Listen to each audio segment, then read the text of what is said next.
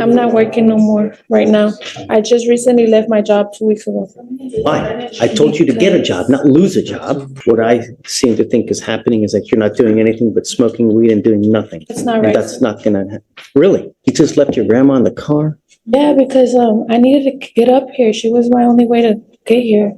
Is she in a, Does she have a license to drive? Do you even have a license to drive? I don't, sir. Everything we asked you to do, you did the exact opposite. Sir, I was working on it. I just need you to help me with this. Pause right here. This is the first red flag judges zero in on: non-compliance. When someone on probation hears do X and does the opposite, it tells the court they're not taking supervision seriously. And notice how the judge isn't emotional yet. He's collecting receipts. Question for you guys. At this point, do you think this is confusion or entitlement? Life, man. What am I doing with my life? Right now I'm currently barely getting stable at the house.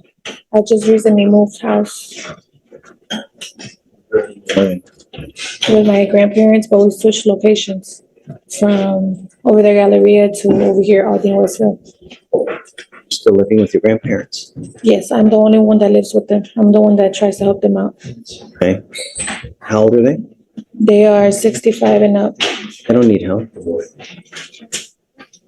are they ill? My grandma is. Okay. What do you do? Are you working? Going to school? I'm not working no more right now. I just recently left my job 2 weeks ago. Why? I told you to get a job, not lose a job. I already had a job when I had first seen you, but I left it because it's 40 minutes drive. It's a 40-minute drive away. I don't have transportation right now.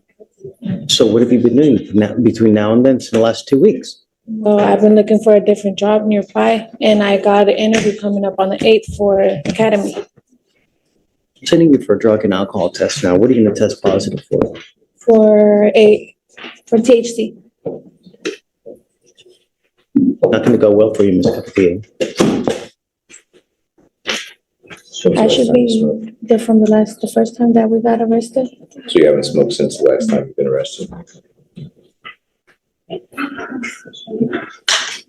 Because I think she's saying it may be something still in her system from when she was here. I don't see the date. I mean, from August? That's what, 60 days? Really? Really? Yes, sir. I'm sending you for a drug and alcohol test right now, Ms. Capetillo. What I seem to think is happening is that you're not doing anything but smoking weed and doing nothing.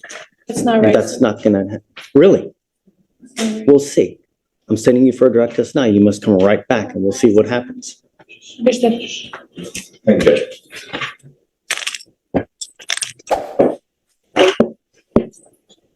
What happened? Positive. For what? THC, no alcohol. Because we don't know the levels, but that's. How old is she? How old are you? I'm 19. That's it. You stay with me. I'm revoking your bond, man. Please make an exception to tell somebody to bring my grandma, because she doesn't know how to drive, and I drove her up here. Where's your grandmother? She's up in Louis Belly. There's like a restaurant from here. I just left her parked there. She doesn't know how to drive. You just left your grandma in the car? Yeah, because I needed to get up here. She was my only way to get here. Is she in a, Does she have a license to drive? Do you even have a license to drive? I don't, sir. so your grandmother drove It's you? like or you one drove thing her? after the I other. drove my grandma here. Why'd you I bring don't her have here? any transportation, sir. I had to You can't drive if you ain't got a license and insurance. I was trying to provoke this. I was not trying to get arrested, sir. Everything we asked you to do, you did the exact opposite. Sir, I was working on it. I just need you to help me with this. I'm just asking you for like one more week, and I'll get it together. I haven't been smoking. I'm sorry. That's been there for a minute. I haven't smoked because I know I have. Yeah, I believe it. The tests are gonna eventually show something else, and you're not gonna believe me. I don't know what to tell you, Mr. Slatter, but I mean, it's like, it's literally, it's one thing after the other. Hear me out, sir. Judge, can I speak to you? You know what? I don't want to talk about the case. And you're really in enough hot water as it is. Because the problem is your grandmother probably doesn't have that many resources as is. So who do you have now that's going to pony up $10,000 to get you out? This is where things quietly go from bad to worse. Drug testing while on probation isn't about morality, it's about control and credibility. Once THC comes back positive, the judge isn't debating excuses anymore. He's deciding consequences. And here's the kicker.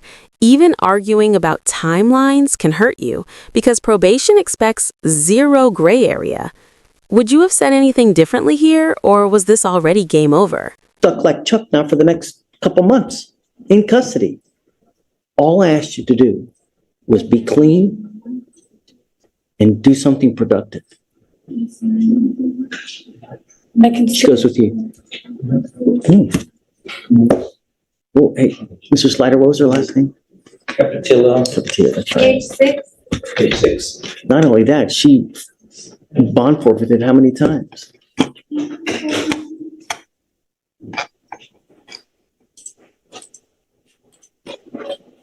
I don't know what to do. I really don't. Try to figure out what our grandmother has to do with.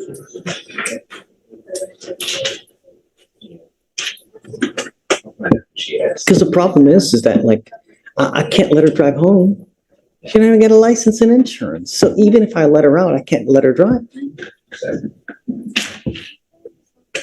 Will you do me a favor? Will you ask her if grandmother has the ability to drive? Drivers, or is there Right. someone else that can come here and drive her? I'll find out.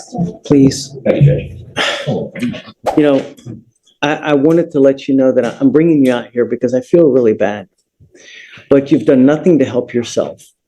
But smoke weed, you're driving without a license, and you continue to violate conditions of this court. You didn't show up like a week or two ago, you know? So it's one thing after the other. We are trying to do everything in our power to get through to you, to try to better yourself and to get to, we truly want the best for you. But at this point in time, you're your own worst enemy. You're doing nothing for us to also help you out.